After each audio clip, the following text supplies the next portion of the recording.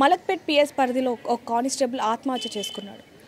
Film Nagar police స్టేషన్లో ఆయన కానిస్టేబుల్గా విధులు నిర్వహిస్తున్నప్పటికీ కూడా మరి అనుకోకుండా 2 రోజుల క్రితం ఆయన ఆత్మహత్య చేసుకున్నాడు. ఇంట్లో ఎవ్వరు లేని సమయంలో ఆయన ఆత్మహత్యకు పాల్పడ్డాడు అంటూ కూడా కుటుంబ సభ్యులు చెప్పడం జరుగుతుంది. ఆయనకి 2 పిల్లలు ఆడపిల్లలు కూడా ఉండడం జరిగింది.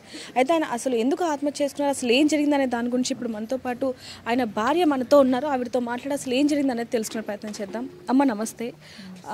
మీకు పెళ్ళి ఎన్ని సంవత్సరాలు అయిందమ్మా? 10 years అయింది. 10 years అయింది. అసలు ఏం జరిగిందమ్మా? ఏమన్నా అంటే కొద్ది రోజుల నుంచి మనస్తాపంతో ఉండడం కానీ మీతో బాగానే ఉన్నారా లేకపోతే? బాగానే ఉన్నాడు కానీ ఇంకా 2 years బ్యాక్ వాళ్ళ మదర్ ఫాదర్ ఇద్దరు సంవత్సరంలోనే ఇద్దరు ఎక్స్పైర్ అయ్యారు. కొంచెం అప్పటి నుంచి కొంచెం డిప్రెషన్లో పోయిండు. అంటే ఎలా ఉండేవాళ్ళు మీతో? 2 సంవత్సరాల ముందు ఎలా ఉన్నారు, చనిపోయాక ఎలా ఉన్నారు? ఇంతకుముందు బాగానే ఉండే. అప్పుడప్పుడు ఇప్పుడు వైఫ్ అండ్ హస్బెండ్ అన్నాక రొటీన్గా ఇంట్లో అవుతుంది కా గొడవలు. అయినా కానీ బాగానే ఉండే ఇంతకుముందు. వాళ్ళ పేరెంట్స్ ఎప్పుడు ఫస్ట్ వాళ్ళమ్మ అంటే మస్తు ప్రాణం ఉండే మేడం ఈయనకి. వాళ్ళ డాడీ కంటే వాళ్ళ అమ్మనే ఎక్కువ ఇష్టం ఉండే. సడన్గా ఇట్లా అయ్యేసరికి అసలు బాడీ తట్టుకోలేదు. అంటే 2 సంవత్సరాలు అయింది అంటున్నారు. అంటే ఒకేసారి తన అమ్మ నాన్న చనిపోవడం అది జీర్ణించుకోలేకపోయారు అంటారు. మరి ఇన్ని సంవత్సరాల తర్వాత ఆయన ఎందుకు ఈ విధంగా నిర్ణయం తీసుకున్నారు? ఎందుకంటే మరొకటి వస్తున్న వార్త, ఇంట్లో కొన్ని సమస్యలు ఉన్నాయి, ఆ సమస్యల వల్లే ఆయన ఆత్మహత్య చేసుకున్నారు అంటారు. అది ఎంతవరకు నిజం? ఇంట్లో సమస్యలు అంటే ఏం లేదు మేడం. బాగానే మంచిగానే ఉండేటోడు పిల్లలతోటి, నాతోటి. ఇంకా మా పండగకి మా అమ్మ వాళ్ళ ఇంటికి పోతుండే వస్తుండే బాగానే ఉండే. కానీ సడన్గా వాళ్ళ పేరెంట్స్ సంవత్సరం లోపలనే పోయేసరికి అప్పటి నుంచి అనేటోడు, నేను చనిపోతా, మా అమ్మ వెళ్ళిపోయింది, ఇంకా నేనుండి ఏం చేయాలి, అట్లా ఇట్లా అనేసి చాలాసార్లు అనేటోడు. మా అమ్మ వాళ్ళ గిట ఏమైంది నాకు అంటే కొంచెం అమ్మ మీద ప్రేమ ఉంది కదా అట్లా అంటుండేమో, మారుతలే అనేసి మా అమ్మ వాళ్ళ గిట అన్నారు. అక్కడిక్కడి గిట తీసుకుపోయినాం, బాగానే చేపించుకున్నాం ఆయనకి. అయినా అమ్మ అంటే ఇప్పటివరకు 2 years అయినా కానీ నాకు అమ్మ పిలుస్తుంది. సడన్గా 1 week అవుతుంది. 1 week నుంచి డ్యూటీకి నేను పోను, నేను వెళ్ళిపోతా, మా అమ్మ దగ్గర నన్ను పిలుస్తుంది, నువ్వు బయటికి పో అనేసి నన్ను బయటికి వెళ్ళగొట్టేటోడు. బయటికి పో అని బయటికి పంపించిండు. 28కి మా చిన్న పాప బర్త్డే. 28కి పోయినాం, మార్నింగ్ గుడికి పోయి సాయంత్రం అది కేక్ ఆర్డర్ చేసి వచ్చిండు, చేసి తాగి పడుకుండు. నెక్స్ట్ డే తీసుకొచ్చిండు కేకు. ఇక అప్పటి నుంచి గొడవలు, నువ్వు బయటికి పో. అసలు ఏం సడన్గా అసలు ఇంట్లో గొడవనే లేదు. ఎందుకో కానీ లోపల భయపడుతుండు. ఏమైంది అని చెప్తున్నా కానీ అసలు దగ్గరకిట రానిస్తలేడు. బయటికి పో ఏమన్నా అంటే బయటికి పో. అసలు మ్యాటర్లే లేదు. ఏమన్నా అంటే బయటికి పో. ఇంతకుముందు అంటాడు అప్పుడప్పుడు నేను చచ్చిపోతా, మా అమ్మ పోయింది అనేసి. కానీ 1 week నుంచి మాత్రం మరీ 2 monthsగా నేను ఉండను, నేను వెళ్ళిపోతా, మా అమ్మ పిలుస్తుంది.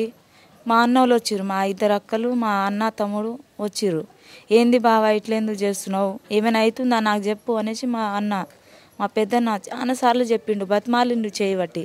ఏమైనా అయితే నేను తీసుకుపోతా, బావా బట్టలు సర్దుకొని వెళ్దామంటే, లల్లిని తీసుకోవా, ఈమెను తీసుకోవా, నేను రాను, నేను ఇన్నే ఉంటా, నేను రేపు వస్తా, కానీ ఈమెను తీసుకోవా అంటాడు. ఇప్పుడు నువ్వు రాక ఆమెను ఎందుకు తీసుకోవడం, ఇంకా ఇప్పటి నుంచి గొడవ చేయొద్దు, మంచిగా ఉండను అనేసి నన్ను మా ఇద్దరిని సంధాయించి పోయారు. మా అన్న మా అక్కలు ఇద్దరు వచ్చారు. ఇప్పుడు ఆ రోజు నైట్ ఏమో అట్లానే గొడవ అయింది. మీ అన్న వాళ్ళు వచ్చిర్రు, మీ అక్క వచ్చింది. వాళ్ళు పోయినప్పుడు గిట్ట మటన్ తీసుకొచ్చిండు 1 kg. ఇట్లా మా అక్క వాళ్ళని గిట్ట చెప్పిండు, వదిన ఇట్లా వంట చేస్తాం తినేసి పోండి. అప్పుడు గిట్ట అంత సీరియస్ ఏం తీసుకోలే, ఇట్లా తిడుతురు అనేసి. ఇట్లా మామూలుగా మాట్లాడుకున్నాం అంతే. 1 kg మటన్ తీసుకొచ్చిండు. మా అన్నని గోవర్ధన్ ఇట్లా తినేసిపో, మా అక్కని గిట వదిన తినేసిపో. ఇప్పుడు వచ్చిరు కదా, అందరితో బాగానే ఉన్నాడు. కానీ మరి సడన్గా ఇంటి పక్కన వాళ్ళతోటి మా ఇంటికి పోయినా కానీ మంచిగా ఫ్రీగా ఉంటాడు. మా అమ్మని, మా నాన్నని, మా అక్క వాళ్ళు వచ్చినప్పుడు అందరితోటి మంచిగా ఫ్రీగా మాట్లాడతాడు. మామ అత్తమ్మ అనేసి అందరినీ బాగానే పలకరిస్తారు. ఇక చిలకల పోతాడు, అన్నీ చూసి వస్తాడు. కానీ ఎందుకో సడన్గా 1 week నుంచి అసలు మంచి లేక లేడు. అంటే ఆఫీస్ డ్యూటీకి ఏమైనా వెళ్తున్నారమ్మా? రెగ్యులర్గా పోతుండే డ్యూటీలో ఏం లేదు, రెగ్యులర్గా పోతుండే వస్తుండే. కానీ 1 week నుంచి నన్ను గిట్ట దగ్గరికి రానిస్తలేడు. ఏమైందంటే చెప్పడు. ఇప్పుడు ఇంటి పక్కన గొడవ అవుతారు, ఇప్పుడు వస్తారు కదా ఇంటి పక్కన వాళ్ళు, ఏమైంది ఇట్లా ఏం చేస్తున్నావు అంటే చెప్పడు, వాళ్ళని గిట్ట చెప్పడు. మరి ఈ అమ్మాయిని ఎందుకు బయట వెళ్ళగొడుతున్నావు అని చెప్పినా చెప్పడు, డోర్ లాక్ చేసుకుంటాడు. ఇంకా అప్పుడప్పుడు అట్లా ఎన్నిసార్లు జరిగిందమ్మా? అంటే మిమ్మల్ని బయటికి పంపించేసి డోర్ లాక్ చేసుకోవడం ఎన్నిసార్లు జరుగుతూ ఉంటుంది. నైట్ గిట అప్పుడప్పుడు నైట్ గిట వెళ్ళు అనేసి అంటాడు, బయటికి వెళ్ళగొట్టేస్తాడు. ఆయన ఆత్మహత్య చేసుకున్న రోజు అసలు ఏం జరిగిందమ్మా? ఆ రోజు మీరు ఎక్కడున్నారు? నేను ఇక్కడనే ఉన్నా మేడం. ఆ రోజు నైటు పాప బర్త్డే ఉందని కేక్ ఆ రోజు తేయకుండా నెక్స్ట్ డే తీసుకొచ్చిండు. ఇంకా నైటు ఆ నైట్ ఏమో నేను ఇంకా ఎన్ని రోజులు ఇట్లా ఇప్పుడు అప్పుడప్పుడు అవుతూ ఉంటుంది, ఇంకా ఎన్ని రోజులు ఇట్లా భరించడం అనేసి నేను అదే నైటు పిఎస్కి పోయినా. సార్ ఇట్లా చేస్తుండు, నన్ను పిల్లలని ఇంట్లోకి రానిస్తలేరు, ఇట్లా ఎప్పుడంటే అప్పుడు ఇంట్లో నుంచి బయటికి వెళ్ళగొడుతుండు. ఇప్పుడు న్యూ ఇయర్ కదా, ఇప్పుడు న్యూ ఇయర్ అంటే ఎట్లా ఉంటుంది మేడం, 31st నైటు ఇప్పుడు అందరు తాగేసి ఉంటారు ఇట్లా ఇంకా ఈ టైంకి పిల్లని ఇట్లా బయటికి వెళ్ళగొడితే మంచిదేనా సార్ అని చెప్తే కంప్లైంట్ ఇట్లా రాయలే కానీ ఇట్లా చెప్పిర్రు. ఇప్పుడు బందోబస్తులో ఉన్నారమ్మా డ్యూటీ, ఇప్పుడు నువ్వు చెప్పినా రారు, ఏమైనా ఉంటే రేపు మార్నింగ్ వస్తామని చెప్పిర్రు పిఎస్ వాళ్ళు, పోలీసు వాళ్ళు. సరే సార్ అని చెప్పేసి నేను వచ్చేసిన. అయినా డోర్ తీయలే, మా ఇంటి పక్కన ఇజ్జా అనేసి ఉంటుంది. ఇంకా ఇంట్లో డోర్ కొట్టినా 2-3 సార్లు కొట్టినా, పిల్లలు గిట్ట కొట్టిరు, డోర్ లాక్ తీయలే. ఈయన ఇప్పుడు మామూలుగా రొటీన్గా అవుతూ ఉంటాడు, డోర్ నన్ను బయటికి వెళ్ళగొడతాడు, డోర్ లాది మళ్ళీ ఆయననే తీస్తాడు డోరు. ఇంకా రేపు మార్నింగ్ ఎలాగో పోలీసు వాళ్ళు వస్తా అన్నారు కదా, ఇప్పుడు రేపు మార్నింగే వద్దాం అనేసి అక్కడ పోయి పడుకున్నాను. పోలీసులకు మీరు చెప్పినట్టు ఆయనకి తెలుసా, మీ భర్తకి తెలుసా? తెలియదు. ఇంకా నన్ను బయటికి పోమని చెప్పిండు కదా, లోపల లాక్ వేసుకుండు, లోపలనే ఇంకా పడుకుండు. పిఎస్కి పోయి మళ్ళీ వస్తే డోర్ 2-3 సార్లు కొట్టిన, లాక్ తీయలే. ఇంకా రేపు మార్నింగ్ అయినా వద్దాంలే అనేసి ఇంటి పక్కన ఆమె దగ్గర పోయి పడుకున్నా. ఇంకా మార్నింగ్ పోలీసు వాళ్ళు వచ్చిర్రు, ఇంకా వాళ్ళకిట్ట డోర్ కొట్టిర్రు, ఓపెన్ చేయలే. ఇంకా మా పెద్ద పాపనేమో ఆ కిటికీ ఇట్లా కొడితే అది వెళ్తుంది ఆ కిటికీ. ఇక ఇక్కడ నుంచి గేట్ కాడ నుంచి అక్కడ నుంచి ఎక్కించిన, ఇక్కడ నుంచి డోర్ తీసింది. అప్పుడు పడుకుండు, కిందనే పడుకున్నా, ఆ రూమ్లో కిందనే పడుకుడు. అప్పుడు అది సిప్పింగ్ ఉంటుంది ఆ పిల్లలది సిప్పింగ్ ఉంటుంది, అదేమో మేడకి ఇట్లా చుట్టుకుండు, ఇంకా కిందనే పడుకుండు. ఇంకా పోలీసు వారు వచ్చిర్రు. అంటే మీరు అప్పుడే ఇది చూసి పోలీసులకి చెప్పారా? చెప్పినప్పుడు పోలీసులు వచ్చి చూసారు, వాళ్ళు డోర్ చేస్తే ఇంకా వాళ్ళే చూసిర్రు, తాడు గిట్ట ఇప్పిర్రు. ఇప్పినాక ఆయనతోటి చేసిండంట ఒక బ్యాచ్, ముషిరాబాద్ పిఎస్లో ఆయననే చేసిండు. ఇద్దరు ఒక దగ్గర చేసిర్రు. ఏంది కిరాని ఇట్లా అయిపోయినావు, ఇంతకుముందు ఎంత బాగుండేటోడు, ఇట్లేమైనావు, మనం ఇద్దరం ఒక దగ్గర చేసినాం, 2 పిల్లలు భార్య, మంచిగా ఉండొచ్చు కదా, ఎందుకు నీ లైఫ్ ఇంత స్పాయిల్ చేసుకుంటున్నావు, అటు ఇట్లా నేను లోపల పోతే నువ్వు బయటికి వెళ్ళమ్మా, మేము ఇద్దరం మాట్లాడుకుంటాం, నన్ను రానిసలేరు ఆ సార్ పోలీసు ఆయన గిట్ట, నువ్వు బయటికి వెళ్ళు, మేము ఇద్దరం మాట్లాడతాం అన్నారు. నేను బయటికి వచ్చేసిన. ఇంకా అన్నారంట, ఏంది ఇట్లా తాగుతున్నావు, నీకు 2 పాపలు ఆడపిల్లలు, మంచిగా ఉండొచ్చు కదా, మంచి డ్యూటీకి వెళ్ళిపో రెగ్యులర్గా, ఏంది తాగుడు ఇట్లా సూసైడ్ ఐటమ్ ఎందుకు చేసుకుంటున్నావు, మంచిగా ఉండు. ఎన్నిసార్లు అమ్మ చేసుకోబట్టి? అంటే ఇట్లా తాడు ఇది మాత్రం అది ఇప్పుడే ఫస్ట్, ఇంతకుముందు మా డోర్ లాక్ అవి అది అప్పుడప్పుడు చేస్తూ ఉంటాడు. ఇంకా ఏం చేసుకుంటారులే అనేసి నేను గిట్ట అట్లా అనుకున్నా. వాళ్ళు గిట్ట పిఎస్ఓలు ఒక 1 hour 2 hours మాట్లాడుకున్నారు. ఇంకా వెళ్ళమ్మా నీ పని నువ్వు చూసుకో, పిల్లలను స్నానం, అప్పుడు న్యూ ఇయర్ January 1st ఆ రోజే 1st తారీఖుంటే పిల్లలను స్నానం చేపి గుడి అట్లా ఇట్లా తీసుకుపో బయటికి. చాకు ఏమో వెనకల ఇట్లా దాపెట్టుకున్నంట, చాకు వెనకల అక్కడ తీసుకుపోతే అది ఇట్లా చేయి పెట్టిండో ఏందో, ఆ చాకులేక అనిపిస్తే అది తీసి నాకు ఇచ్చి మా యారాలకి ఇచ్చిండు. ఇంకా సార్ వచ్చి మాట్లాడిండు, కొంచెం జాగ్రత్త అమ్మా, చాకు అవి ఇవి ఎక్కడెక్కడో దాపెట్టుకుంటుండు, కొంచెం జాగ్రత్త, ఆయన మైండ్ రిలాక్స్ కావాలంటే పిల్లలను స్నానం చేపి ఎక్కడైనా గూడికో ఎక్కడికైనా తీసుకుపో అన్నారు.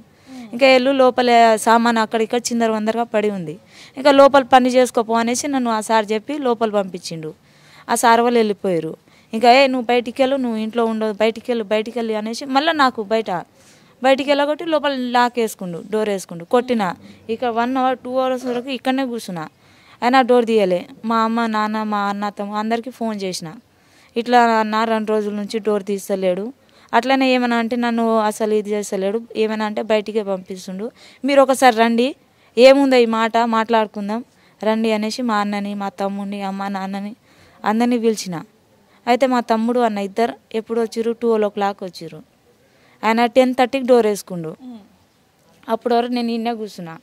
ఆమె మా యారాలు ఏమన్నది, ఆమె మా ఇంటి పక్కనే, ఇంకా ఎంతసేపు అని కూర్చుంటావు, ఆమె లక్ష్మి ఇంకా ఎంతసేపు అని కూర్చుంటావు, ముఖం గిట్ట కడుక్కోలే, పిల్లలు గిట్ట నాతో పాటే కూర్చున్నారు. ఇంకా ఇట్లనే ఎంతసేపు కూర్చుంటావు, రా ముఖం కడుకో, ఏమైనా తినుదా. ఇంకా వాళ్ళకిట ఇప్పుడు తెలుస్తుంది కదా గొడవలు, ఇట్లా మామూలుగా కదా అప్పుడప్పుడు డోర్ వేసుకుంటా ఉంటాడు. ఇంకా ఆయన మనం మత్తు దిగినాక ఆయననే వచ్చి డోర్ లాక్ చేస్తాడు. తర్వాత లల్లి లల్లి అని పిలుస్తాడు. రా అప్పటి వరకైనా ఇప్పుడు డోర్ కొట్టినా ఓపెన్ చేస్తలేడు, రా ముఖం కడుక్కొని అన్నం తినుదా అనేసి నాకు పిలిచింది. ఇంకా పిల్లలని గిట్ట ముఖం ఇంకా గడిపించిన, నేను గిట్ట ఈయన కూర్చొని ముఖం కడుక్కున్నా. ఇంకా ఇంటి అక్కడ పోయినా 11:30 12 అట్లా పోయి అన్నం తిన్నా, కొద్దిసేపు కూర్చున్నా, ఆడనే కూర్చున్నా. ఇంకా మా అన్నను ఫోన్ చేస్తే సరే వస్తామన్నారు. మా అన్న తమ్ముడు ఇద్దరు వచ్చిర్రు. ఎప్పుడు 2 అట్లా వచ్చిర్రు. 2 వచ్చి డోర్ కొట్టిర్రు. అటు సైడ్ మా తమ్ముడు, ఇటు సైడ్ మా అన్న. ఇద్దరు డోర్ కొడితే బావా డోర్ తీ అన్నారు. Door lock తీయలే.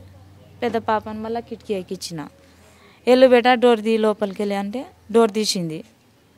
డోర్ తీసేసరికి ఇంకా లోపల పోతే హ్యాంగింగ్ చేసుకు. అంటే అమ్మ ఎప్పుడైతే ఎప్పట్లాగానే ఆయన మళ్ళీ డోర్ వేసుకోవడం జరిగింది, మరి అప్పుడే పాపని లోపలికి పంపించి డోర్ తీసే ప్రయత్నం ఎందుకు చేయలేదు? ఏమో మార్నింగ్ ఏమో చెప్తుండు, నేనైనా చస్తా, నిన్నైనా చంపుతా, చాకు గిట్ట వెనుకల పెట్టుకుండు.